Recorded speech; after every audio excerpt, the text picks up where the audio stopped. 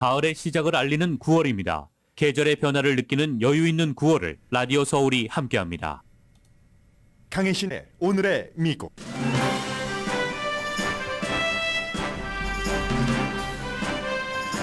은퇴하는 마크 밀리 합참 의장이 지금 연설하고 있습니다. 바이든 대통령도 마크 밀리 합참 의장의 업적에 대해서 연설했습니다.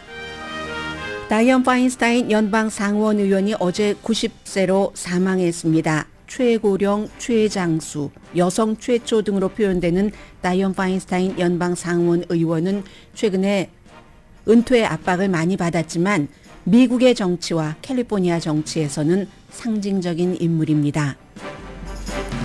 바이든 대통령은 어제는 트럼프 전 대통령과 마가 극단주의자들이 민주주의에 위협이 된다는 연설을 했습니다. 한마디로 트럼프 전 대통령이 재선되면 미국 민주주의에 커다란 위험이라는 메시지였습니다.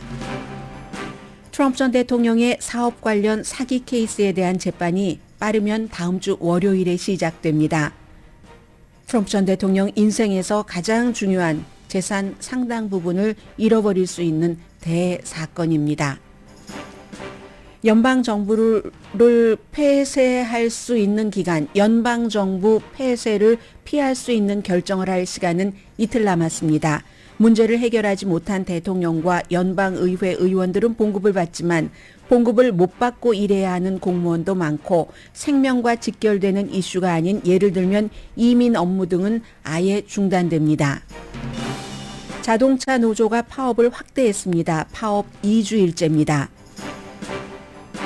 캘리포니아주 샤스터 카운티가 극보수주의 로컬 정부가 되면서 부정선거 주장과 함께 투표 기계도 버린 뒤 이번에는 모기 음모론을 펼칩니다. 보건위원회 병리학자가 아닌 살충제 가게 주인을 임명했습니다. 네, 지금 브레이킹 뉴스가 나오는데 굉장히 오늘 아침에 뉴스 사이클이 복잡했거든요. 제가 헤드라인을 여러분들께 말씀드리기 전에는 이런 뉴스가 나오지 않았습니다. 헤드라인을 전해드리는 상황 속에서도 낸시 펠로시 하원 의장이 어제 숨진 다이언 파인스타인 연방 상원 의원 사망에 대해서 얘기를 했는데 지금 케빈 맥카티 하원 의장이요. 뭔가를 연방정부 폐쇄를 막기 위한 조금의 그 조치를 이루는데 성공을 한 것 같습니다.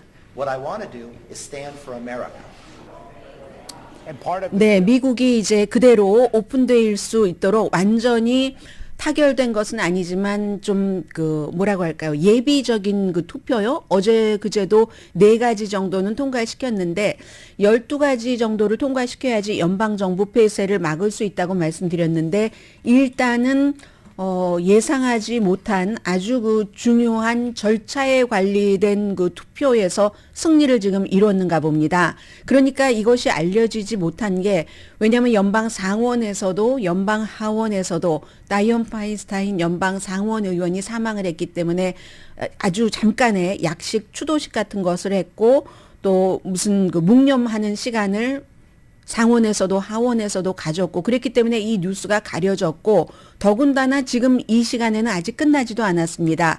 마크 밀리 합참 의장이 은퇴하면서 뭐 대통령, 부통령, 국방장관 전부 은퇴식에 지금 참석을 하고 있거든요. 그래서인데 어쨌든 일단은 만약에 지금 그 오늘 내일 사이에 타결되지 않으면 연방 정부는 폐쇄될 수밖에 없는데 아주 그 강력한 한 20명 정도 되는 공화당의 극우인 사람들이 민주당과 백악관은 합의조차도 하지 말아라. 정부가 폐쇄되더라도 이런 주장을 하는데도 뭔가가 성공을 했는가 봅니다. 이 내용은 저도 헤드라인을 읽어드리는 동안에 발생했기 때문에 조금 지켜보겠습니다.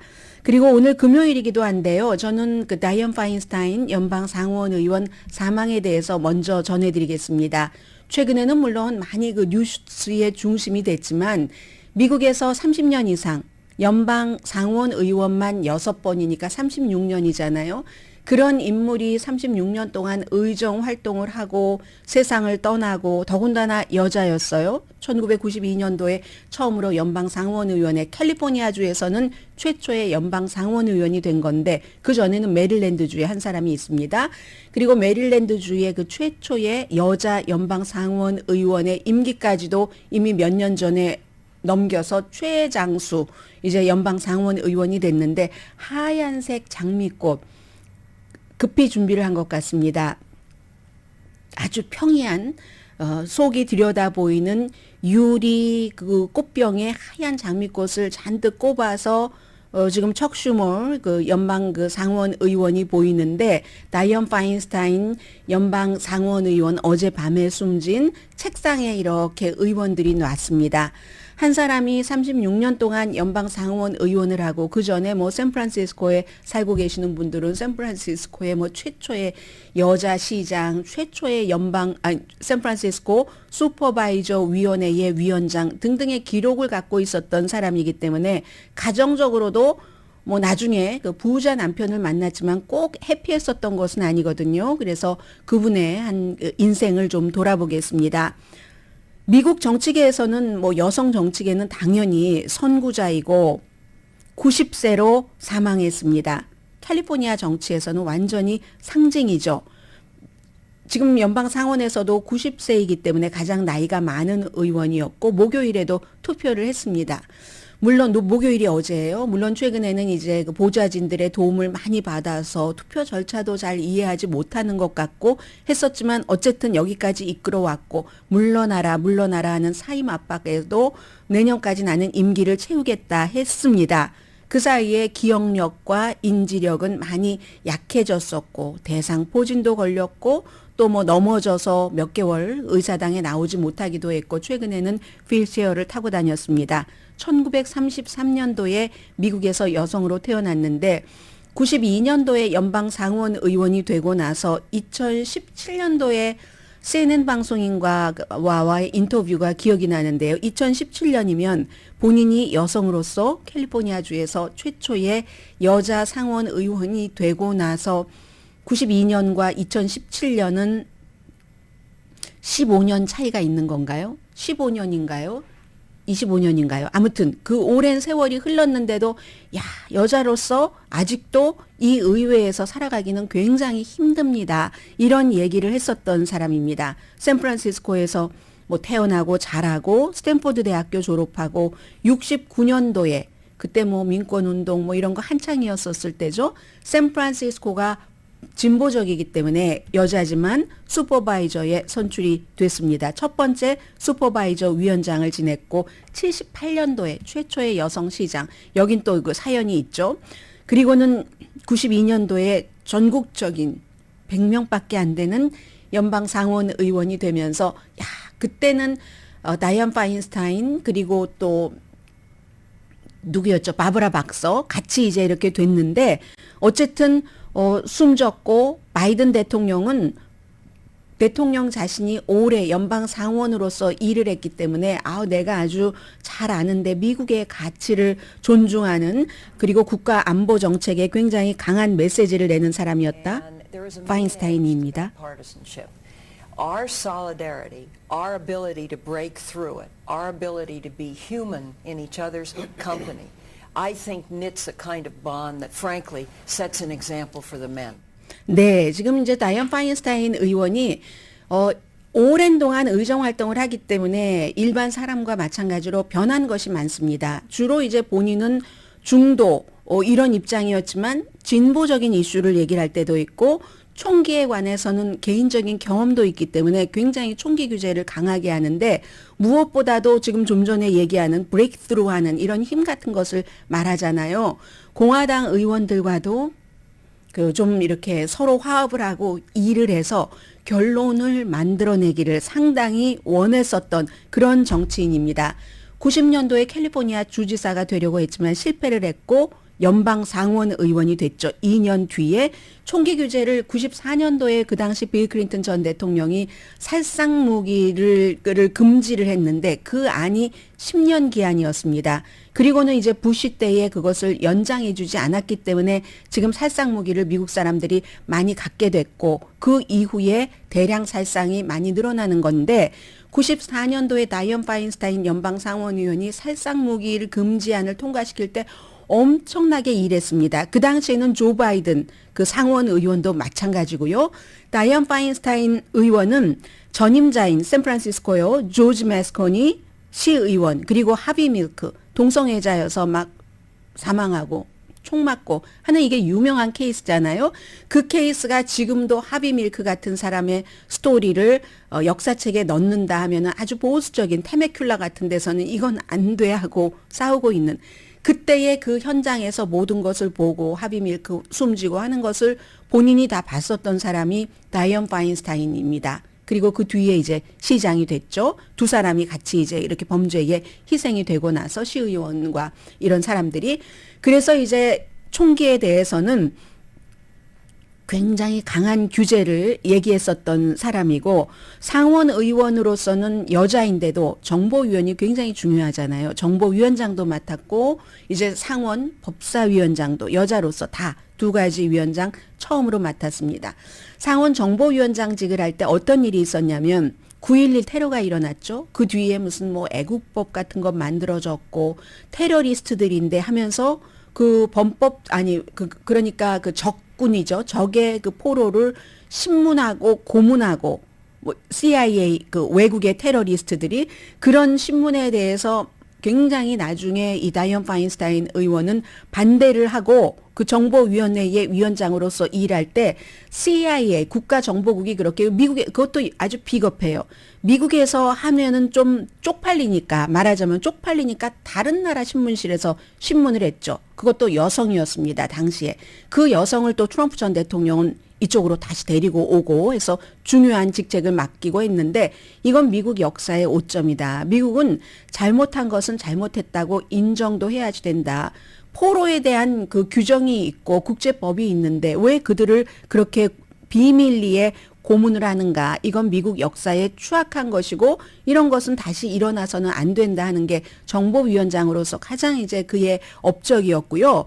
그리고 법사위원장으로서는 2017년 CNN과 인터뷰 맞네요.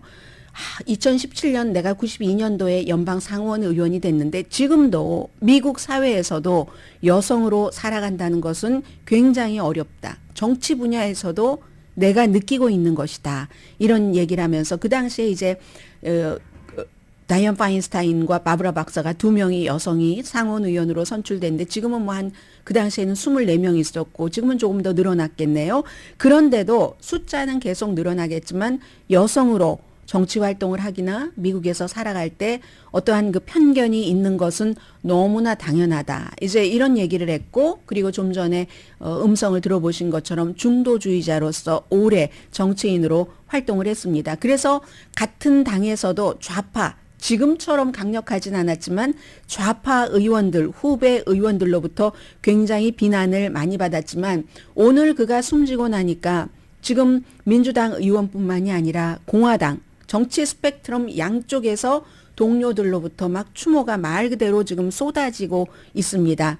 지난 몇 년 동안은 나이가 너무 많고 여러 가지 건강이 떨어지니까 약해지고 있으니까 빨리 다른 사람에게 자리를 넘겨줘야지 된다. 그리고 많이 비유됐었던 게 연방 루스 베이더 긴스버그라는 아주 진보적인 연방 대법관이 끝까지 사임하지 않다가 결국은 그 자리를 보수 자리에 물려주게 됐고 그래서 지금 연방 대법원이 굉장히 균형이 없는데 이 다이언 파인스타인에 대해서도 그런 것을 많이들 걱정을 했었습니다. 그런데 어쨌든 본인은 임기를 채우겠다고 하다가 지금 이제 숨진 거죠. 해서 다이언 파인스타인 때문에도 미치 매코넬 또 조 바이든 대통령 다 함께 요즘은 미국 정치인의 나이가 굉장히 문제가 되고 있죠. 다이언 파인스타인이 제일 많습니다. 세 사람 가운데서는 90세이고 딸도 있고 가족은요. 지금 가족도 그 숨지기 전에 뭐 여러 가지 뭐 위임장을 딸에게 하느니 뭐 이런 여러 가지 일이 많았는데 결혼을 3번 했거든요. 이 사람이. 해서 2022년도 그 원래 아버지는 폴란드에서 온 그 유대인 이민자의 아들이었고 어머니는 러시아 정교회 간호사도 했고 모델도 했습니다. 그런데 다이언 파인스타인이 어렸을 때 어머니가 의학계에서 병명을 알 수 없는 갑자기 막 비합리적인 이상한 행위를 한다던가 분노를 일으키는 진단되지 않은 뇌 장애를 앓고 있었습니다. 그래서 이제 그 형제가 여러 명인데 다이언과 또 다른 이제 그 동생인지 언니인지는 늘 공포에 살았어야지 된다고 얘기를 하고 있거든요. 어머니가 딸을 욕조에 빠뜨리려고도 했고 한 번은 막 칼을 들고 딸을 쫓아다니고 이런 일들이 있었습니다. 집은 부자이긴 했어요. 그리고 뭐 10대 때 유대교를 받아들이기로 했고 그리고 성심 미국에도 수녀원 있잖아요. 거기를 이제 졸업을 했고 스탠포드에서 역사를 먼저 공부를 하고 그 뒤에 이제 뭐 검사실에서 근무도 하고 그러다가 검사와 결혼을 했는데 딸을 낳고 지금 이번에 모든 것을 위임한 캐서린을 낳고 이혼을 했습니다. 59년도예요. 미국이니까. 그리고 이제 19살 연상인 신경외과 의사와 결혼을 했는데 그 의사가 1978년도에 숨졌고 2년 뒤에 몇 년 전에 숨진 리차드 블럼과 결혼을 했습니다. 이 사람 굉장히 부자 투자가입니다. 자선 사업가이기도 하고요. 그래서 이제 이전에 이 남편이 아이를 낳았던 그래서 뭐 실제 본인의 아이도 있고 남편의 아이도 있고 해서 유족은 굉장히 많은 편입니다.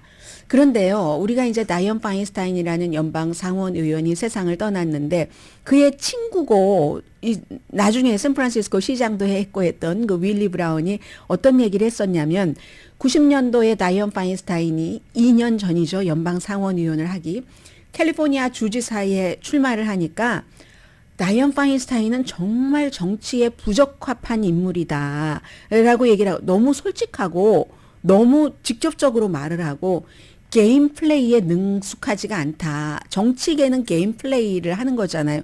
거기에 너무 무능할 정도다. 이렇게 얘기를 했을 정도인데 결국은 가장 오래 가장 여성으로서도 힘을 발휘하면서 거의 최고위직 그 나이에 여성이 할 수 있는 그런 일을 해왔습니다. 그래서 어떤 때는 동성결혼 반대를 했었던 적도 있고요. 사형제도에도 뭐 반대를 했었던 적도 있고 나중에는 지지하기도 하고 이 동성결혼도 나중에 지지하고 이런 오랜 동안 정치인이 정치활동을 하다 보면은 온건한 쪽으로 가던 아니면 더 보수적인 쪽으로 가던 사안에 따라서 다르던 이런 변화는 있었지만 아무튼 역사상 가장 오랫동안 재임을 했었던 바브라 미쿨스키의 기록을 넘어서 메릴랜드 의원입니다. 그래서 최장 연방 상원 의원 여성으로서도 그렇고 그런 기록을 남겼습니다. 그런데 제가 오늘 하나 더 말씀드리고 싶은 것은 보통 이제 이런 때가 되면 모든 것을 다 100% 추모 열기입니다. 그런데요. 야속하게도 오늘은 정치 지형도 한마디 정도라도 말씀을 드려야지 되겠네요. 워낙에 다이언 파인스타인 연방 상원 의원이 사임을 해야지 된다, 사임을 하지 말아야 된다 하는 것은 낸시 펠로시 하원 의장이고요. 같이 샌프란시스코잖아요. 뭐 둘이 잘 알죠. 그리고 뭐 사임을 해야지 된다 하는 사람들은 조금 더 젊은 민주당의 정치인들, 로카나 같은 실리콘밸리가 지역구인 그런 사람들인데 이 사이에서 일단은 사망으로 공석이 됐으니까 게빈 뉴섬 주지사가 누군가를 그 자리에 임명을 합니다. 아프리칸 아메리칸을 임명을 하게 될 확률이 아주 높고요. 그래서 이것은 파인스타인이 자리를 계속 지키고 있었을 때 낸시 펠로시 쪽에서 원하는 사람을 상원의원으로 놓을 가능성이 많은 것이고 이렇게 사임을 하고 말았으니까 이제는 좀 젊은 층이 얘기를 하는 그런 사람들이 이제 또 다른 의석을 민주당 의석이겠죠. 당연히 샌프란시스코니까 차지하게 될 확률이 높아질 것이고 그 뭐라고 하나요?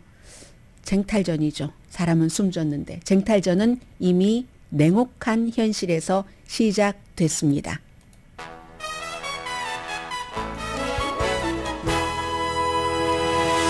정말 인간은 정치계에서나 모든 면에 있어서 인간의 의지와 노력과 상상력을 뛰어넘는 일들이 이렇게 발생을 합니다. 좀 제발 물러나 주세요. 아니야, 지킬 거야. 사이에서 막 양쪽에서 계산을 하잖아요. 물러나야 나에게 이득인데, 물러나야 나의 정치적인 그 비전이 실현되는데 하는데 이렇게 숨질 줄 누가 알았겠습니까? 어제 투표를 했는데요.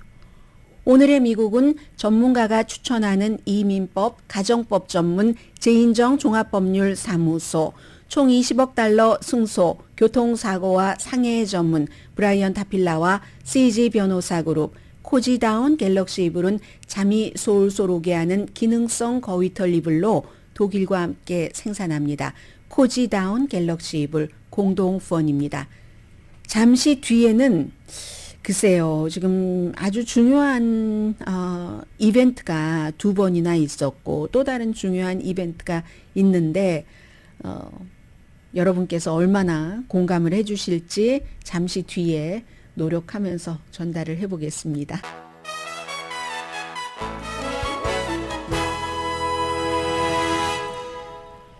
라디오 서울 방송 오늘의 미국 듣고 계십니다. 오늘 지금 그 하원 그 공화당이 일부 강경파 공화당 의원들은 반대를 했지만 연방정부 폐쇄를 피하기 위해서 만든 임시법안을 제출을 해서 뭐 중요한 그 절차상의 장애물은 제거했다. 이 정도인 것 같습니다. 그래서 이 결의안에 대한 토론도 시작을 하고 그리고 오늘 오후에는 이제 최종 투표도 할 수 있다고 하거든요. 218대 210 과반수만 넘기면 되니까. 그래서 일단은 지금으로서는 확정된 게 아니라 연방정부 폐쇄를 피할 수 없을 것 같았다가 제가 스튜디오에 들어오기 전까지의 상황이었거든요. 그런데 이제 아직 명확하지는 않지만 조금쯤은 연방정부 폐쇄를 피할 수도 있는 뭐 맷 게이츠라든가 또 아니면 그 조지아주의 마조리 테일러 그린 의원 같은 사람은 여전히 이거 안 된다라고 얘기를 하고 있지만 어쨌든 조금 연방정부 폐쇄를 피할 수 있는 곳에 접근을 한 것 같다. 이렇게 말씀을 드리면 되겠고요. 오늘이 이제 중요한 마크 밀리 합참의장이나 무슨 국방장관이 뭐 사임하고 할 때마다 전부 뭐 생중계를 하거나 그렇지는 않습니다. 그런데 오늘은 이제 마크 밀리 합참의장의 경우는 최근에 그가 이제 트럼프 전 대통령 시절에는 참 뭐 지금 은퇴하고 이럴 때가 다가오니까 말을 할 수 있는 거죠.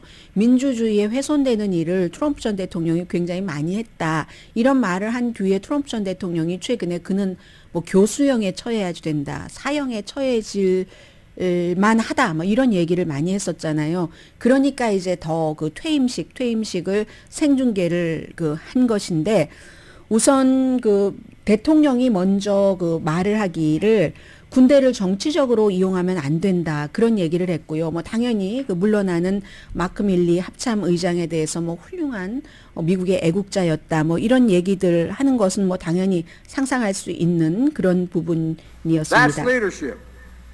That's patriotism. That's strength. That's Mark Milley.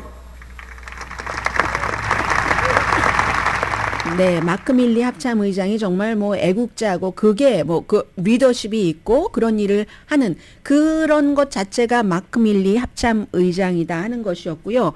지금 바이든 대통령이 Will have failed all our troops. Our service members will keep upholding their oaths, showing up for work. 네, 제가 이제 미리 다 들었기 때문에 이제 이런 얘기를 하면서 뭐 군대를 정치적으로 이용하면 안 된다 이런 말을 은근히 했습니다. 그리고 마크 밀리 합참 의장 자체도 합참 의장처럼 굉장히 그 씩씩하게 얘기를 하던데 여러 가지 얘기를 하고 아주 또 분위기를 또 잘 잡습니다. 프린스턴과 웨스트 포인트를 나왔기 때문에 프린스턴 하면은 사람들이 막 박수 치잖아요.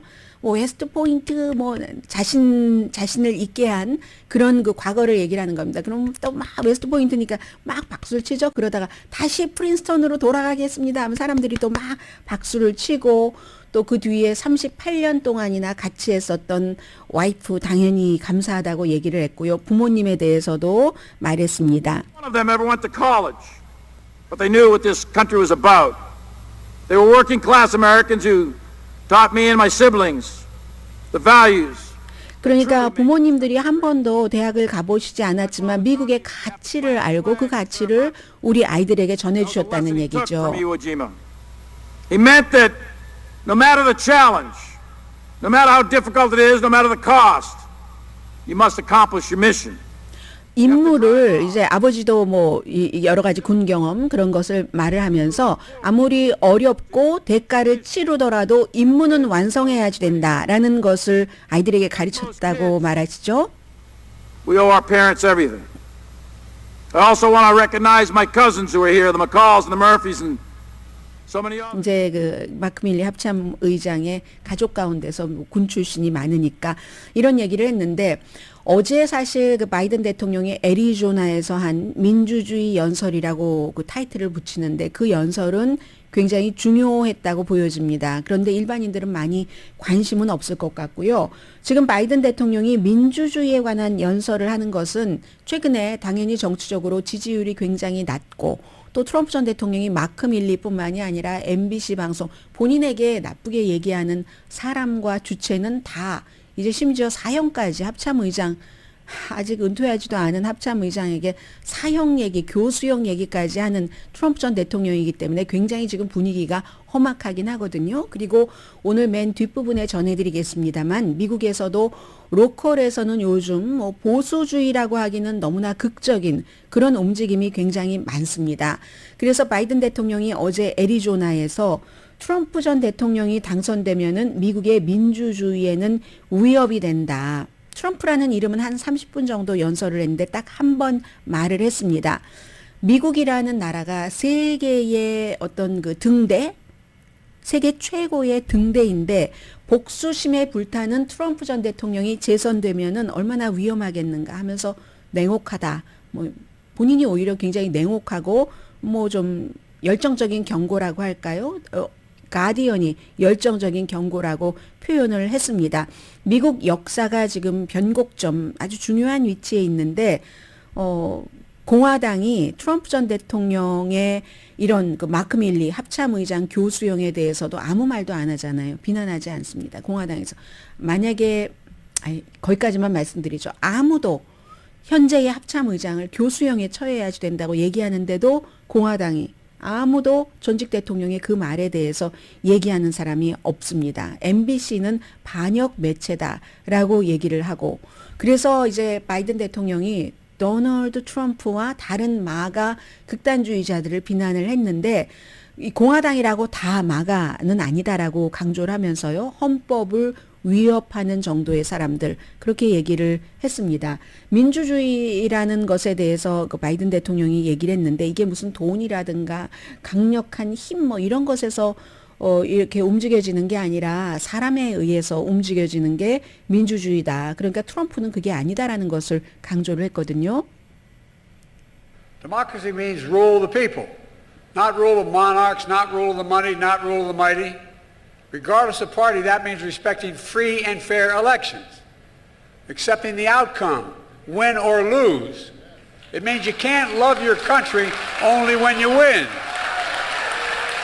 네, 선거에서 이기든지 지든지 이길 때만 컨트리를 사랑하고 다 옳다고 하면 안 되고 페어하고 공정한 그런 선거에 의해서 그리고 민주주의라는 것은 뭐 군주주의, 돈 아니면 힘의 강압으로 통치되는 게 아니라 국민에 의해서 통치가 된다. 그러니까 그 국민에 의한 통치라는 게 선거라는 것을 얘기를 하는 거고 이것은 지난번 선거 결과를 부정하는 트럼프 전 대통령과 측근을 비난을 하는 그런 얘기를 한 겁니다. 그리고 민주주의는 그 총 끝에 죽어서는 안 된다. 라이플 끝에 죽어서는 안 된다. 사람들이 침묵할 때 민주주의는 숨진다. 뭔가 민주주의를 위협할 때 일어서서 저항하지 않으면 민주주의가 뭐 사그라들고 만다 하는 얘기를 했습니다.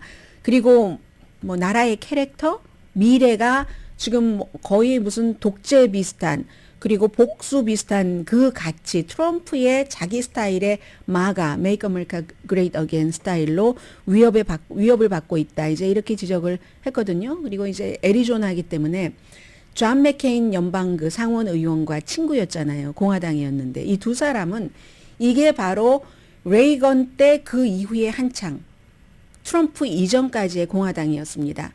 오늘도 바이든 대통령이 다이언 파인스타인 연방 상원 의원은 물론 같은 민주당이니까 그렇다 동료였다 했지만 존 맥케인이라는 2018년도에 뇌종양으로 숨진 뭐 베트남에서 거의 6년을 포로로 있었던 존 맥케인 연방 상원 의원은 공화당인데도 아주 친한 친구입니다. 아주 친한 친구고요. 오바마 케어 통과시키는 데도 도움을 줬고요. 엄청난. 그리고 심지어는 맥케인이 공화당의 대선 후보로 버락 오바마 후보와 싸울 때 지금의 대통령인 조 바이든은 당시에 오바마의 러닝메이트였습니다. 그런데도 그 일 이후에도 두 사람이 아주 친하게 지냈죠. 그리고 많은 일들을 서로 그 도왔었고, 그러니까 이번에 얼마 전에 이 바이든 대통령이 하노이를 뭐 2주일도 안 됐죠. 방문을 해서 하노이에 그 맥케인 기념관이 있는데 거기 가서 묵념하고 왔잖아요. 그리고 신디 맥케인도 와이프, 공화당인데도 당시 트럼프와 조 바이든이 선거를 할 때 바이든에게 투표를 했고 거기에 대해서 감사하는 의미이기도 하고 해서 신디 맥케인은 아주 부잣집 딸이잖아요. 완전 재벌집 딸이잖아요. UN 식량 농업기구 대사로 임명을 했고 올해 초에는 UN 식량 프로그램 아주 중요한 직책을 맡겼습니다. 그런데 이 두 사람은 상원의원이었을 때 정말로 어떠한 이슈에 대해서는 달랐지만 뭐 예를 들어 건강에 대해서는 많은 사람들이 가난한 사람도 건강보험이 있어야지 된다. 많은 사람들은 왜 미국이라는 나라가 돈이 많은데 건강보험이 이렇게 후지냐라고 얘기를 하고 거기에 대한 하나의 해결책으로 완벽하진 않지만 부자를 위한 게 아니에요. 오바마 케어는, 어포러블 케어 액트는. 돈이 없는 사람도 돈이 없어서 죽어서는 안 된다고 시작한 게 오바마 케어잖아요. 그런 것들을 공화당이 지금까지도 반대를 하고 있지만 존 맥케인은 본인이 공화당의 대선 후보까지 갔음에도 불구하고 그런 것은 컴패션으로 지지를 했었던 사람입니다. 그리고 샌디 맥케인이 이제 조 바이든을 소개할 때 좀 약간 울먹거렸는데 왜냐하면 샌디 맥케인이 존 맥케인도 2번 결혼했거든요. 군대에서 포로로 잡혀 있고 할 때 첫 번째 와이프와는 이제 오래 떨어져 있고 여러 가지 거리감이 생겼었고 나중에 이제 샌디 맥케인과 재혼을 하게 되는 건데 소개해 준 사람이 조 바이든이라는 거예요. 그래서 이제 눈물이 울컥울컥 했고 아무튼 그렇습니다. 그래서 이제 지금 바이든 대통령으로서는 지지율 낮고 워싱턴 포스트와 ABC의 여론조사 결과 선거가 치러지면 바이든이 트럼프에게 10%포인트 차로 진다 하는 여론조사까지 나왔잖아요. 그 여론조사는 조금 워싱턴 포스트도 나중에 이게 조금 클리어하진 않아라고 얘기를 하긴 했지만 이런 시점에 트럼프가 되면 미국 큰일 난다 하는 것을 경고하기 위해서 한 그런 연설이고요. 또 나이 때문에 테니스 슈즈 신고 다니고 그리고 또 뭐가 있나요? 공군기 계단도 낮게 하고 여행 스케줄을 최소한으로 하고 캠페인도 이건 다 아마 다이언 파인스타인 연방 상원의원이 숨진 것도 바이든 대통령을 뽑아도 돼? 86세인데 끝날 때 정력적으로 일할 수 있어? 사람들은 또 한번 생각을 하게 될 겁니다. 그런 걸 걱정하는 바이든 대통령이 애리조나로 가서 트럼프가 대통령이 되면 민주주의 자체가 위험해진다라고 얘기를 하지만 누가 이 말을 다 들을지는 잘 모르겠고요. 그리고 어제 바이든 대통령 그 탄핵의 첫날 6시간 동안 의회에서 청문회가 열렸는데 하이라이트만 말씀드리겠습니다. 공화당이 채택한 증인들이 한 말이 증인들이에요. 공화당 증인들이 탄핵을 지지하기에는 증거가 충분하지 않다라고 증언을 했습니다. 원래 이런 증언을 많이 한 전문가들이고요. 트럼프 전 대통령은 사업 사기 케이스에 대해서 본인이 이거 연기해달라라고 신청을 했는데 뉴욕의 항소법원이 그걸 받아들이지 않아서 그 전날 판결한 것도 있고 해서 결국은 트럼프 전 대통령이 가장 본인의 자랑 업적으로 생각하는 사업에서는 트럼프 타워의 컨트롤권을 잃을 수도 있습니다. 다른 부동산의 재산권을 잃을 수도 있는 대사건이죠. 그런 재판이 다음 주 수요일에 지금 시작이 되고요. 조지아주에서의 선거 개입에 관한 그 재판은 또 한참 연방법정으로 가지고 와야지 된다 하더니 또 어떠한 계산에선지 그냥 조지아주에서 재판받겠다 이렇게 얘기를 했습니다. 더 중요한 것은 트럼프 전 대통령도 2차 후보 토론회에도 나가지 않아도 계속 지지율은 강하고 그런 것처럼 보이지만 돈이 그렇게 많이 거치는데도요. 지금 재판 비용이 점점 떨어져서 돈이 많이 바닥이 조금 있으면 보일 수도 있을 그럴 정도라고 하거든요.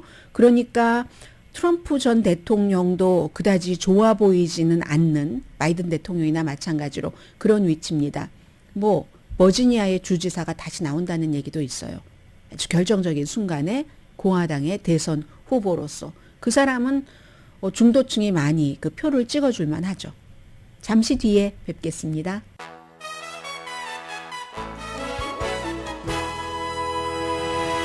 라디오 서울 방송 오늘의 미국 듣고 계십니다. 제가 좀 전에 이제 그 하원 케빈 맥카피 의장이 약간의 숨통을 돌리게 됐다라고 말씀드리면서 그러나 강성 그 의원들이 연방 정부가 폐쇄되더라도 우크라이나에 대한 지원이라든가 뭐 이런 여러 가지에 대해서 협상하면 안 된다라고 얘기를 하고 있기 때문에 어떻게 될지 모르겠습니다 했는데 제가 처음에 보도를 해드릴 때는 그 내용을 더 힐만 전하고 있었습니다. 그리고 지금도 광고 나가는 동안에 봤더니 다른 매체에서는 보도가 되지 않았었고요. 힐에서 후속 보도가 나오는데 앞서 말씀드린 그 내용에 뭔가 좀 숨통이 트여져서 오후에 뭘 투표를 할 수도 있다 했는데 아직도 8명의 강성 공화당 의원들이 여기에 대해서 반대를 하고 있답니다.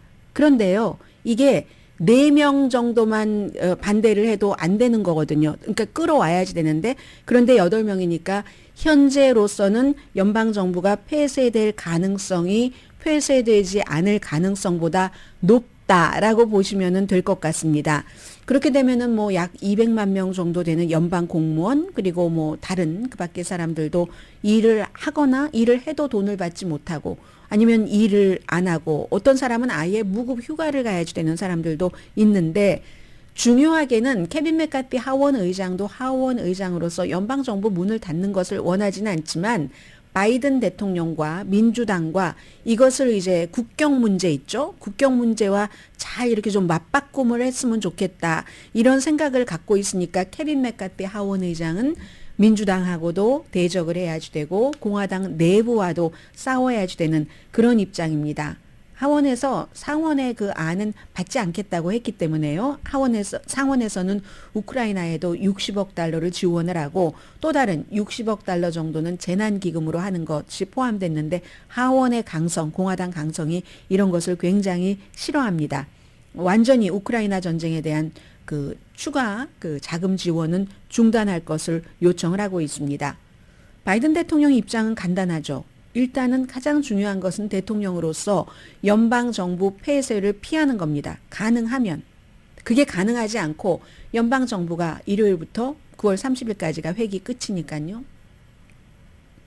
폐쇄가 된다면 백악관에서 하는 가장 먼저 할 일은 공화당 강성 때문에 이게 이렇게 통과되지 못했다는 것을 국민들에게 설득시키는 거지만 공화당의 강성을 지지하는 유권자 국민들은 설득당하지 않습니다.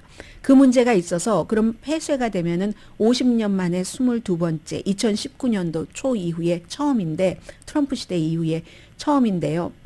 군인 항공 그 관제탑에서 일하는 사람들 무급으로 일하고 필수적이지 않은 공무원은 무급 휴가를 가고 또 식량 지원 프로그램 우리 무슨 여러 가지 엄마들 또 어린이들에 대한 영양 지원 같은 거 다 영향을 받고요. 또 학자금 대출 또 어떤 융자 프로그램 같은 거 연방에서 하는 것도 많이 있으니까 식품의약국, 국립공원은 당연히 폐쇄라도 그건 그렇다 할지라도 그 밖에 여러 가지 그 소셜 시큐리티 넘버를 받으셔야지 된다던가 소셜 시큐리티 사무실에 가야지 된다던가 이런 일들 다 못하게 되고요. 2013년도에는 어떤 일이 있었냐면은 무슨 유럽에 있는 미국 묘지도 폐쇄되고 이런 적도 있었거든요. 그리고 그 당시에 캐나다 국경에서 딱 한 사람만 순찰하고 이런 일도 있었잖아요. 그렇지만 필수로 분리된 곳은 무급으로 다들 일을 하게 되는데 병원이라든가 이런 곳들이죠. 그런데 이민 문제는 지금 필수고 당장 급한 건 아니잖아요. 그러니까 법무부에서도 법무부 변호사들 놉니다. 그리고 판사도 놉니다. 노는지 안 노는지는 모르지만 연방정부가 폐쇄되면 연방판사도 연방법무부 소속 변호사도 일하지 않습니다. 그런데 다른 사람은 무급으로 일해요.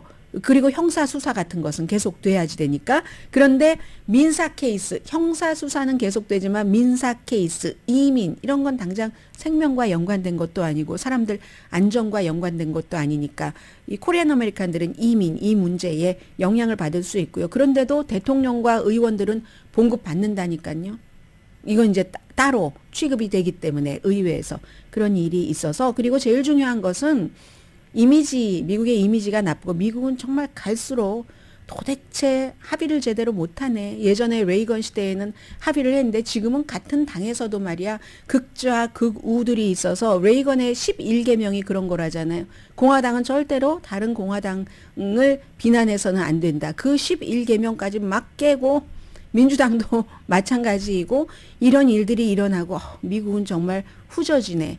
무디스는 미국의 트리플 A 신용등급 내려갈 수 있다라고 경고를 하고 약해진다는 증거죠. 미국이 약해진다는 증거입니다.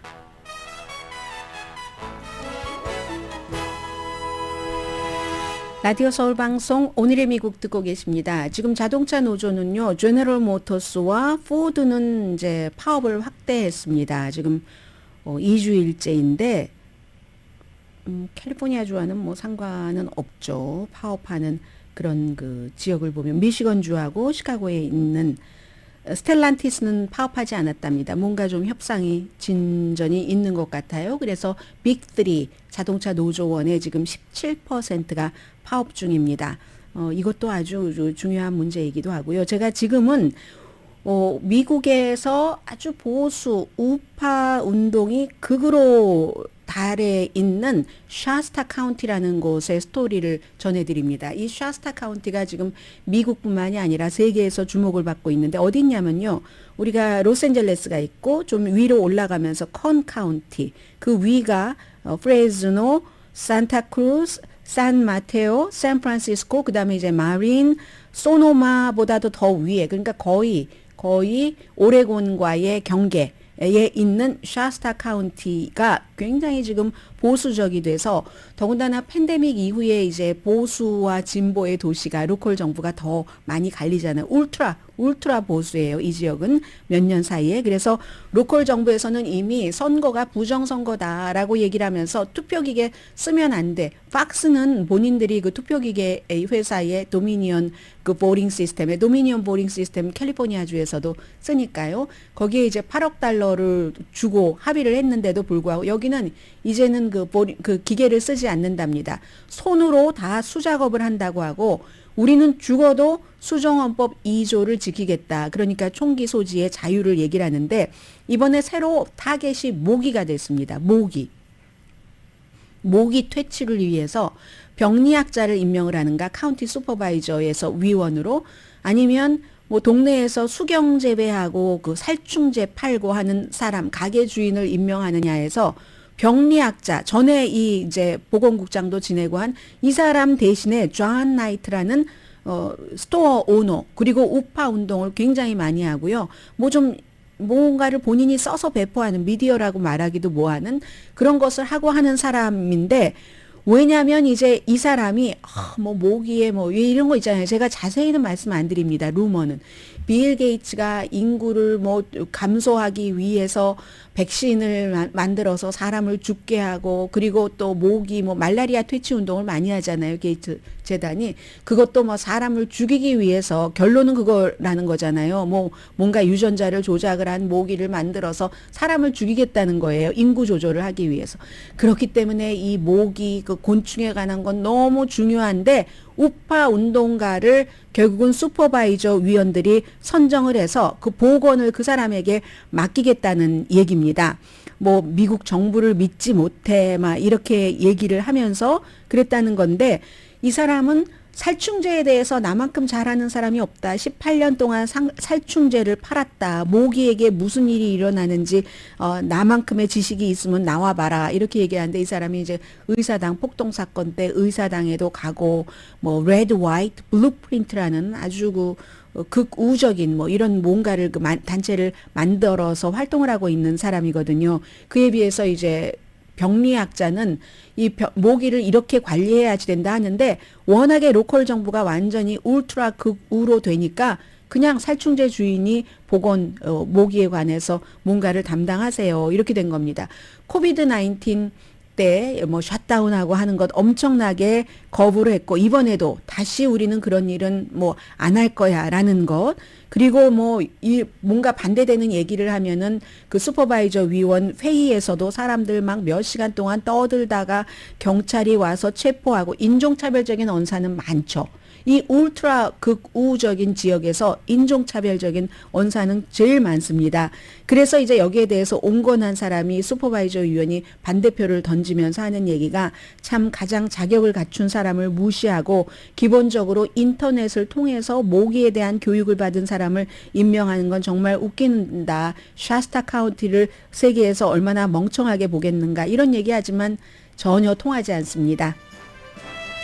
오늘의 미국은 전문가가 추천하는 이민법, 가정법 전문 재인정 종합법률사무소 총 20억 달러 승소, 교통사고와 상해 전문 브라이언 타필라와 CG 변호사 그룹, 코지다운 갤럭시 이불은 잠이 솔솔 오게 하는 기능성 거위털 이불로 독일과 함께 생산합니다. 코지다운 갤럭시 이불 공동 후원이었습니다. 10시에 좋은 아침, 좋은 하루 방송됩니다. 거인 다이언 파인스타인 연방 상원 의원 모습 보이네요. 건강하세요. 강혜신이었습니다.